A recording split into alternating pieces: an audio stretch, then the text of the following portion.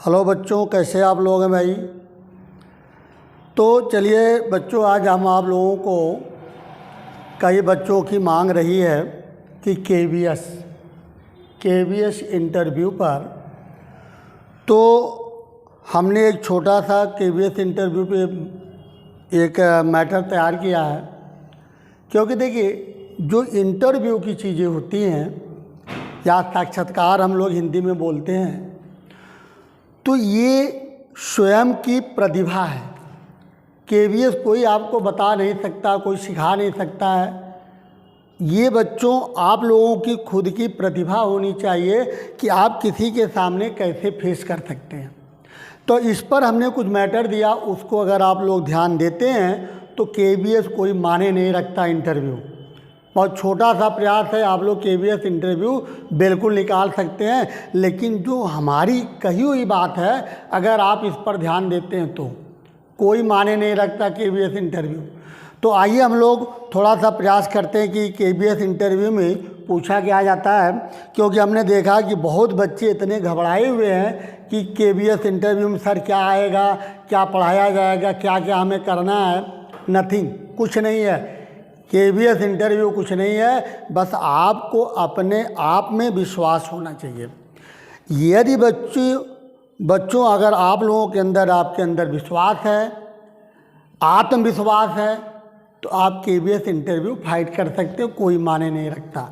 ना किसी इंस्टीट्यूट को आगे ज्वाइन करने की ज़रूरत है, ना किसी से ज़्यादा राय लेने की ज़रूरत है। हम जो मुख्य बातें आप लोगों को बता रहे हैं, आप उस पर विशेष ध्यान दें, केवीएस इंटरव्यू निकल जाएगा। तो आइए हमने स्टार्टिंग करते हैं, क्या है केवीएस इंटरव्यू। देखिए, पहला हमारा पॉइंट दिया है साक्षात्कार। तो पहले हम आपको बता दें, जो केवीएस का साक्षात्कार है ये 60 मार्किंग का है, 60 नंबर का है। 60 नंबर में ये आपका 30 अंक जो है वाइवा है, और 30 अंक आपका होगा टीचिंग, जिसको हम लोग बोलते हैं डेमो। तो टीचिंग और डेमो है। अब हम पहले आप लोगों को ले चलते हैं साक्षात्कार में है क्या। तो देखिए, आप लोगों को बेटा बता दें, साक्षात्कार में आपका परीक्षण जो हमने मुख्य बिंदु नोट किया है, इस पर आप लोग विशेष ध्यान दीजिए। पहला दिया है आपके बारे में जानकारी पूछेंगे, आपके बारे में जानकारी या आपका परिचय।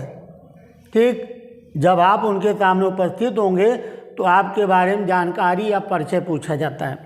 जैसे शिक्षा की हम बात करते हैं, तो शिक्षा में बेटा सबसे पहला जो पहलू हमें ध्यान देना है, वो आपके ग्रेजुएशन, पोस्ट ग्रेजुएशन या जो आपने डिग्री लिया है, अब उनको कक्षा 8 से नहीं बताना, हमको हाई स्कूल इंटर के बारे में नहीं बताना, हमें ग्रेजुएशन से शुरू करना है। क्योंकि जितना आप अपने को विस्तार से ले जाएंगे, उतने आप वहाँ आपसे क्वेश्चन पूछे जाएंगे। तो इसलिए जितना शॉर्ट में हो सके आप जवाब देने की कोशिश करिए। ज़्यादा अगर आप विस्तार से जाएंगे तो ज़्यादा परेशानियाँ बढ़ती है इंटरव्यू में। इंटरव्यू का मतलब ही होता है कि अधिक वाक्यांश को कम शब्दों में देना, यही हमारा इंटरव्यू होता है। तो सबसे पहले जैसे शिक्षा की अगर हम चर्चा करते हैं, तो शिक्षा में आपको बताना होगा कि हमारा सब्जेक्ट क्या है, हमारी रुचि क्या है, शिक्षा में कौन सा सब्जेक्ट हमने लिया था, इस पर चर्चा करनी है। फिर आपका नाम पूछा जाएगा। तो बेटा आप सबसे पहले ध्यान दीजिएगा कि जब नाम पूछा जाएगा तो नाम में भूल कर आप सरनेम न लगाइएगा, क्योंकि सरनेम नहीं बताना जाता है, सीधा नाम पूछा जाता है। अब पिता का अगर नाम पूछा जाता है तो पिता के आगे जो महत्वाकांक्षी शब्द है, ठीक है, उसको ज़रूर बताइएगा, ना कि आप सीधा पिता का नाम ले लें। माता हैं तो उनका नाम लेके महत्वाकांक्षी शब्द जोड़ के आप नाम लीजिएगा। इसके बाद माता पिता, इसके बाद आपका आता है जो आम क्वेश्चन है कि आप कहाँ के रहने वाले हैं, किस ज़िले के रहने वाले हैं, या शहर ग्रामीण क्षेत्र से रहने वाले। तो इसके बारे में आपसे पूछा जाता। तो जहाँ से आप बिलोंग करते हैं उस ज़िले के बारे में आपको जानकारी अच्छी होनी चाहिए। और जिस ग्रामीण क्षेत्र के बारे में वहाँ से पूछ सकते हैं कि आप वहाँ के बारे में कोई खासियत बताइए, तो उसके बारे में पूछ सकते हैं। ठीक है, तो उस चीज़ को हमें विशेष तैयार करके जाना है कि हमको उस ज़िले के बारे में पूरा अध्ययन करना है, तो हमें विशेष रूप से इस पे ध्यान देना। हाँ, कभी कभी एक क्वेश्चन और यहाँ आता है कि जैसे बहुत से ऐसे बच्चे हमारे पास फ़ोन भी किए थे, उन्होंने बोला सर मान लीजिए कि हमारा गैप हो गया हो, तो जैसे आपने पढ़ाई करते समय बीच में गैप हो गया, बाद में 1 साल 2 साल बाद फिर आपने तैयारी शुरू किया, फिर आपने बीएड किया, सीटेट किया, तो ये जो बीच का गैप है, कभी कभी क्वेश्चन ये उठता है कि आपने इतने साल क्या किया। तो हमें इस पर विशेष तौर पे ध्यान देना है कि जो हमारा गैपिंग हुई है एजुकेशन के दौरान, ठीक है, जैसे हमने ग्रेजुएशन करने के बाद बीएड हमने 2 साल बाद किया, या सीटेट हमने 3 साल बाद किया, 1 साल बाद किया, तो इस पर हमें ध्यान इस बात को देना है कि हम ये जो बीच का गैप है इसको हम एजुकेशन के तरफ जोड़ेंगे। आप उनसे ये कह सकते हैं कि हमने बीच में कुछ परिस्थितियाँ ऐसी थी तो हमें ट्यूशन पढ़ाना पड़ा, लेकिन पढ़ाई के अतिरिक्त आप कोई बिजनेस अगर करते रहे हो या और कोई लाइन में रहे हो तो उसका आप जिक्र बिल्कुल नहीं करेंगे। आप सीधा एक जवाब देंगे कि हम टीचिंग करते रहे। किसी अगर स्कूल का नाम लेते हैं तो इस स्कूल के बारे में भी आपसे पूछा जा सकता है।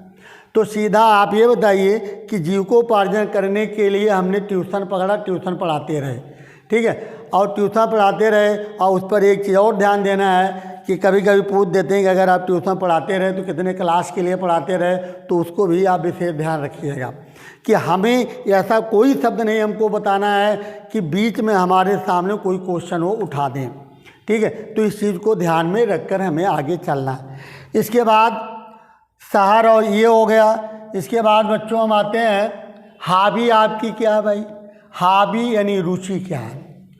तो रुचि में जैसे संगीत है, कविता है, खेल है आदि है।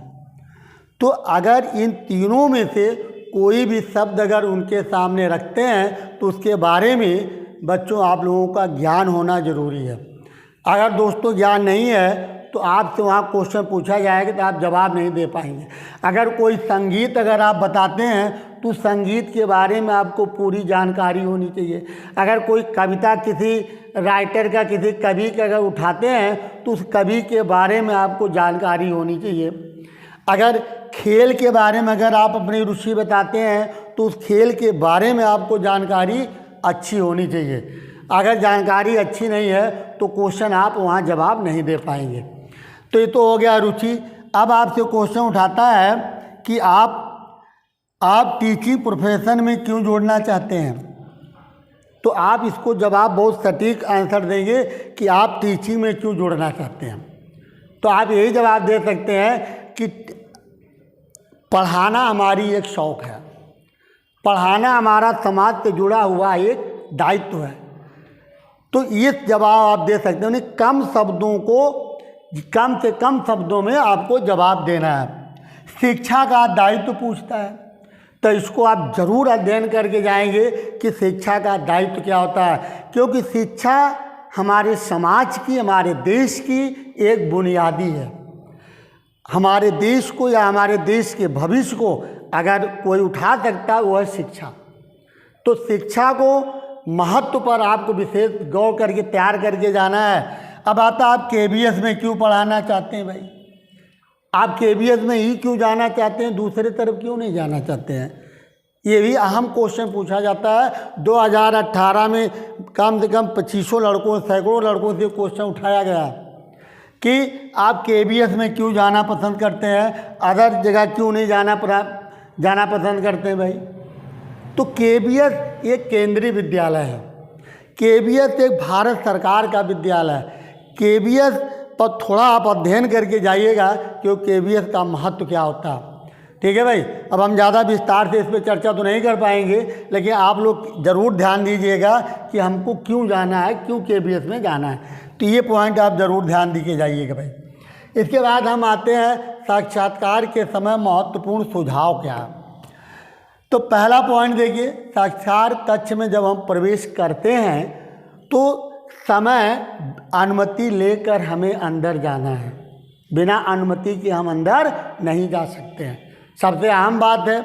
इसके बाद आता है सभी सदस्यों का अभिवादन करें। अगर हम अंदर पहुंचते हैं तो सबसे पहले हमें सभी सदस्यों का अभिवादन करना है, ठीक। तीसरा पॉइंट हमने लिखा है, जब आप बैठने के लिए बोलें तब सभी को धन्यवाद कहते हुए आप बैठें। बिना उनके आज्ञा से अब जब बैठते हैं तो बिना धन्यवाद किए आप नहीं रुकेंगे, बिना धन्यवाद देना जरूरी है, क्योंकि मैनर होता है, एक सभ्यता होती है। आपकी भाषा सरल, सहज एवं बोधगम्य होनी चाहिए, यानी आपकी जो भाषा है एकदम पुलटली होनी चाहिए, एकदम सरल भाषा होनी चाहिए। चलिए दूसरा पॉइंट हमारा आता है भाई कि आपकी आवाज़ ना तो अधिक ऊंची होनी चाहिए और ना अधिक धीमी होनी चाहिए, एक नॉर्मल आवाज़ में आपको उनका जवाब देना है दोस्तों, ठीक। आपका साक्षात्कार को सिर्फ वार्तालाप की तरह लें, जैसे आप किसी के सामने बैठ के वार्तालाप करते हैं वैसे आपको जवाब देना है, हेजिटेशन नहीं करना वहाँ पर, ठीक है। आप अपनी बात को अगर हिंदी माध्यम से है तो हिंदी में दे सकते हैं, अगर अंग्रेजी माध्यम में है तो अंग्रेजी माध्यम में आप दे सकते हैं। इसके बाद आता आप अपने में यह महसूस करें कि मुझे बहुत कुछ आता है और मेरे सामने वाले व्यक्ति को बैठे हैं, मैं उनके हर प्रत्येक प्रश्न का जवाब देने के लिए पूरी तरह तैयार हूँ। हमेशा इस बात को वहाँ पर ध्यान देना है दोस्तों। चलिए बेटा आगे हम लोग बढ़ते हैं। इसके बाद हमारा आता है, यदि कुछ प्रश्न आपको नहीं आते हैं तो आप उस पर समय वेस्ट ना करें कि उस प्रश्न को आप गलत बता दें, सीधा आप एक आंसर दे दीजिए, सॉरी बोल सकते हैं, या आप हिंदी में बोलना चाहते हैं तो आप ये कह सकते हैं, मानवर हमें इस प्रश्न का आंसर नहीं मालूम है, ठीक है। आप उन्हें गुमराह ना करें। चलिए, आपकी नज़र हमेशा पैनल के सभी सदस्यों की ओर होना चाहिए।